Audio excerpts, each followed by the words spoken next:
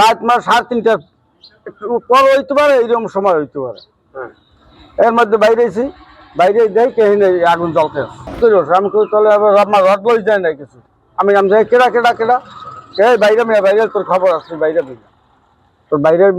তোর খবর আছে। আমি একলা মানুষ, বাইরে আমার বিপদ হইতে পারে। যখন আমরা বাড়িতে চলে যাই তৎক্ষণাৎ রাত 3টার পর 3:30টার দিকে হঠাৎ আমরা খবর পাই যে আমাদের এই কার্যালয়ে দুর্বৃত্তরা আগুন ঢেলে আমাদের কার্যালয়কে পুড়িয়ে দিচ্ছে। সাথে সাথে খবর পেয়ে এলাকার লোকজন যারা ছিল তারা সবাই এখানে আসছে।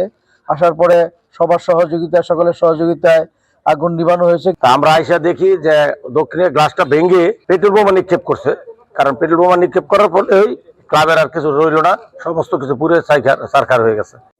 রাত্র 3:30টার সময় আমি খবর পাইলাম আমাদের রূপগঞ্জ ইউনিয়নের 4 নং ওয়ার্ডের বিএনপির কার্যালয়ে বোম হামলা করেছে। সম্পূর্ণ জ্বালায় পড়ে আছে, একটা সম্পূর্ণ টিভি ছিল সম্পূর্ণ একদম ধূলিসাৎ করে দিচ্ছে তারা। আমাদের বিরোধী যে একটা দোষর আছে আমাদের সাথে তারা গাপ্তি মেরে ছদ্মবেশে তারা চলতেছে। এই ছদ্মবেশ থেকে এই গুপ্তভাবে তারা চলাফল করে, যেটা আমরা অবশ্য বুঝতে পারতেছি না।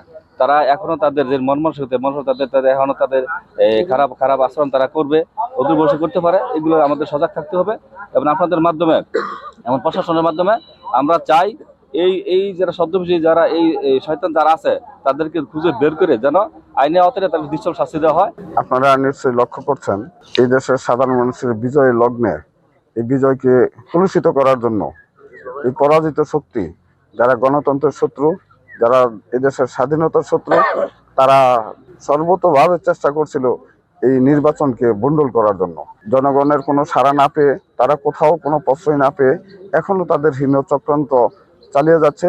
তারা প্রকাশ্যে না পারলেও তারা গুপ্তভাবে বিভিন্নভাবে তারা ষড়যন্ত্র করে যাচ্ছে।